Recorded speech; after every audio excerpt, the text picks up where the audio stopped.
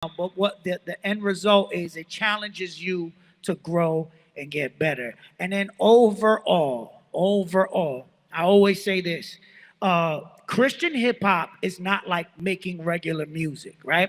What you're doing is you're like a scientist in a lab mixing chemicals to create a cure for someone else. But if you mix up the wrong chemical, a little bit of too much of this and not enough of this, it could blow up in your face, right?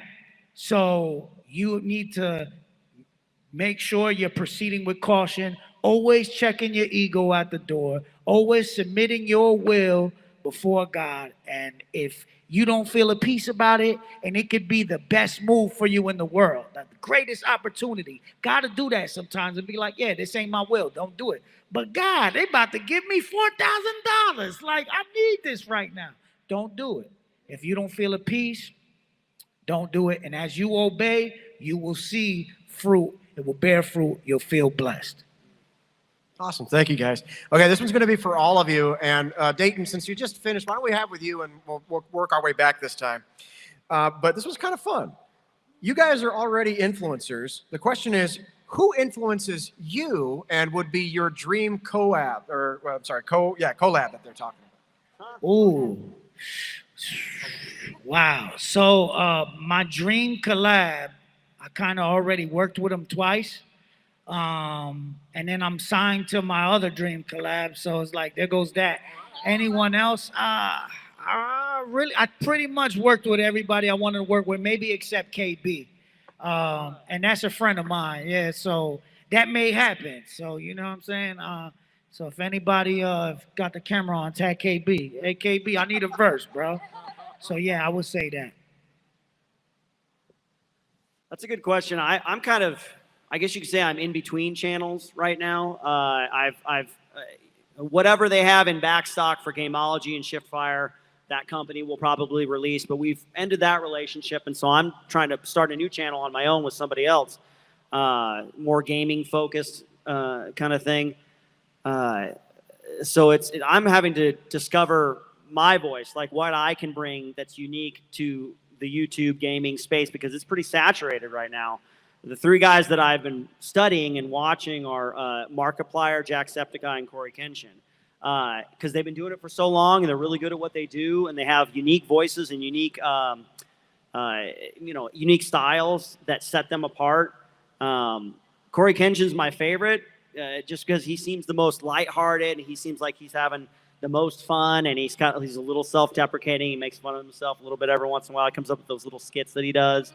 So I relate to that. I am a performer. I've always been an extrovert and a performer, and I like being in front of people and making people smile and making people laugh and entertaining people. So that would be, in that particular endeavor, that would be, Corey Kenshin's like, my hero in that space. But I have a really good partner right now. I'm with this channel. I won't mention him because he's not an extrovert, but he has been really instrumental in helping me to develop my voice. He's come up with some really great ideas. He'll send me things like, consider this, what about this?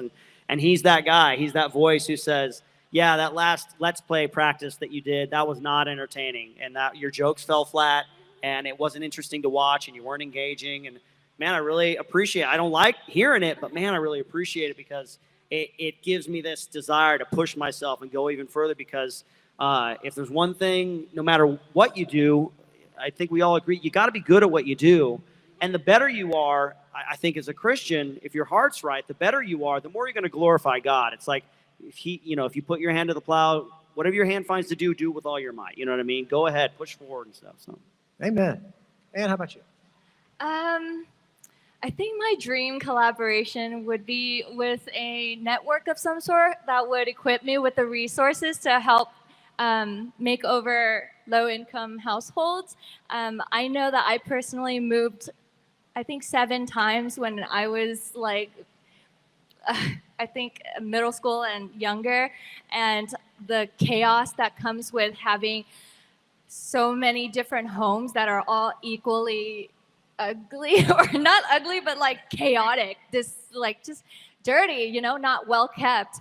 Your environment really affects you, and I would love to just help these families who can't afford it to have a beautiful space that they can truly feel at home at. Even if the outside environment is dangerous or unsafe, at least they could really feel like they have a safe haven to come home to, and a place where they can truly be at ease.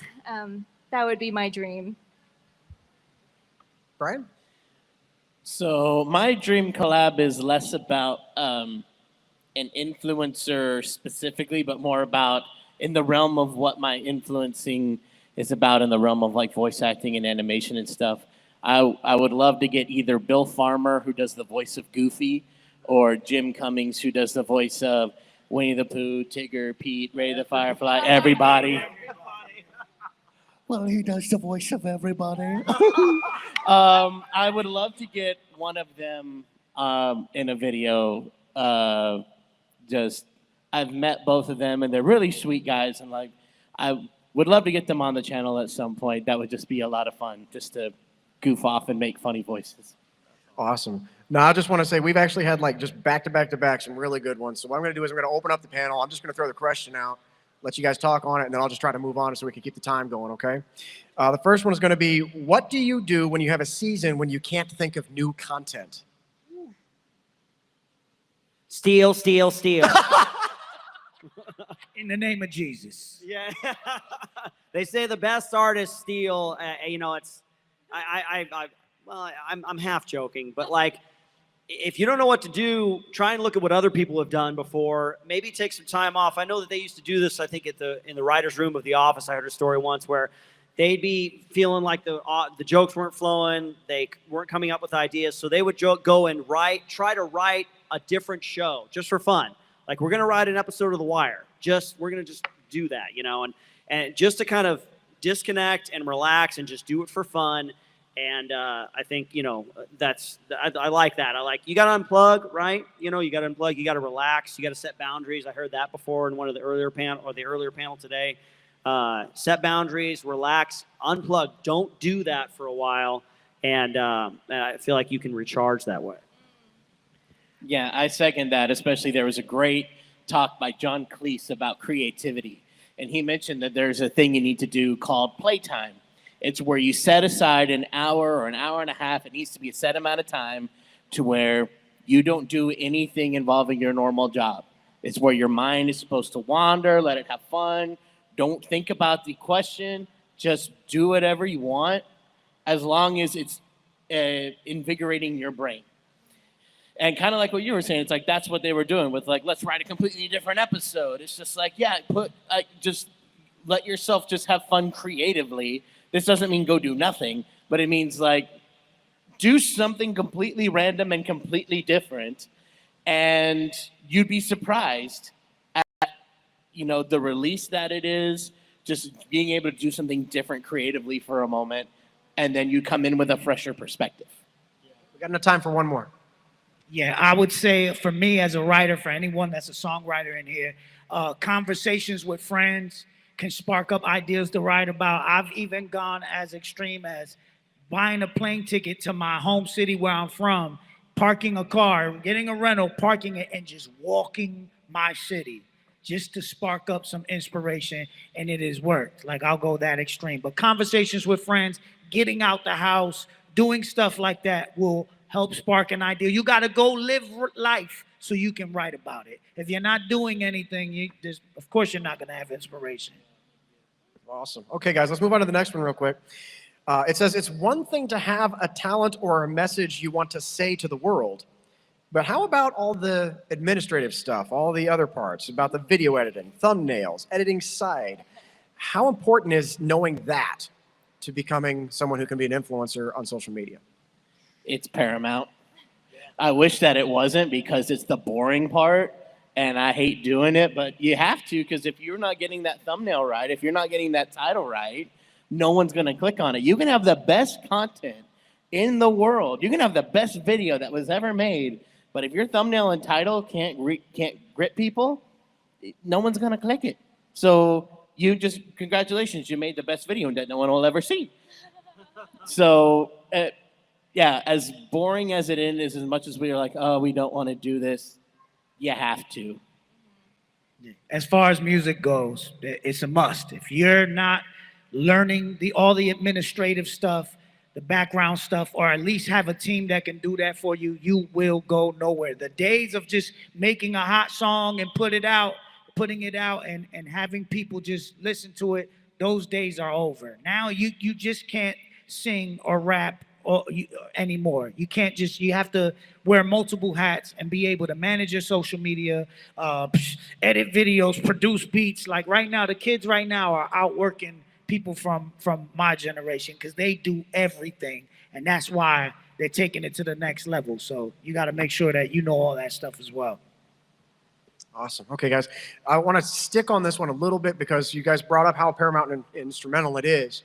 So I also know that if you're anybody who does this kind of stuff, you guys probably have the same problems on your feeds. I can't tell you how many stupid AIs and I'll do all this stuff for you and all that comes through my feeds all the time. And I've tried multiples of them and they suck. So what did you guys find was the best way to actually accomplish that side of it? Was it more important that you learned it yourself, or was it that maybe you find a relationship with someone who has those skills? I mean, I say it depends on the individual. For me, I needed to understand it by me making it. Now, after that, I was able to talk to somebody. So I'm like, okay, I know what I need. I know what has worked. But at the same time, if you're the one doing it, it can get a little stale if you're doing the same thing every time. So it's important to get other people's perspective, bring them in. So for me, it's important for me to understand what it is very strong before I bring anybody else in. But I know for other people, it's easier to, or it's better for them to get somebody else, and they know exactly what they want, and they know exactly what they're looking for. I think if you want to be a digital creator and do that as a living, you're essentially starting your own small business. And as any other small business would need to do, there are soft skills that usually come pretty easily. That's why they wanted to create that. Or be a digital creator. You're charismatic, you're charming, you know, that's like your soft skills. But there are also hard skills that you kind of have to just learn in order to get your business off the ground. And some of those hard skills, as mentioned, are like, you know, the boring admin stuff, the checking the analytics. I am not an analytical person at all, and yet I was still able to learn it because when it's your thing, it's different from being a hired hand. You feel more ownership over it, and it allows you to, it's like your baby, you know, you're nurturing this thing and seeing it grow. And I think there's a different kind of reward that comes from that. So don't be so intimidated by the hard skills that you have yet to learn, but rather just lean into what God has called you to do and take it one day at a time and think, if another person can do this, why can't I? Amen. Well, if you're looking for a practical step, just real quick, or one of the practical steps you can take when it comes to collaborations, you can look to your network. Maybe not for the direct connection, but somebody might know somebody who knows somebody who might be able to help you out and has that skill set. Jordan Harbinger is a guy who has a podcast, Jordan Harbinger Podcast. He has a free networking class that anybody can take online. There's really short, like 5 minutes a day, kind of practical steps that you can take to understand your network and expand your network, because I think the thing that I've learned, at least so far in this, is that it's all about relationships and you know, the skills that you don't have, that you can't learn or don't have time to or unwilling to learn, other people might have, and believe me, you have a network of people that can help you out to find that. You know. Okay, Dayton, you want to throw a quick one on there? Nah, they all They got it. hit it. So They got it. good. Okay. Okay, guys, let's move on to the next one real quick. When it comes to collaborations and business partners, should I or you do content with someone who is not a believer?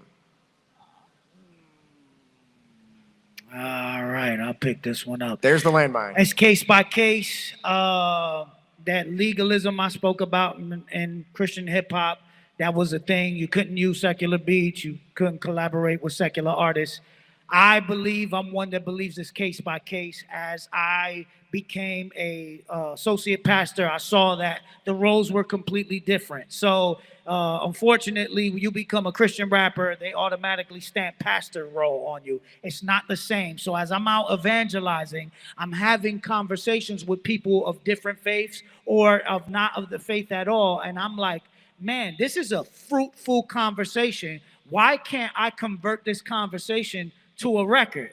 You know, of course, there's stipulation. I understand my fan base. I don't want you cursing and wailing on a record when my fan base might play this in front of their kids. So, of course, there's rules. But I'm one, especially as of recently, who I will be collaborating and have been collaborating with secular artists on my terms. They may have a way bigger platform, but they also respect what I do. And it's like, I'm also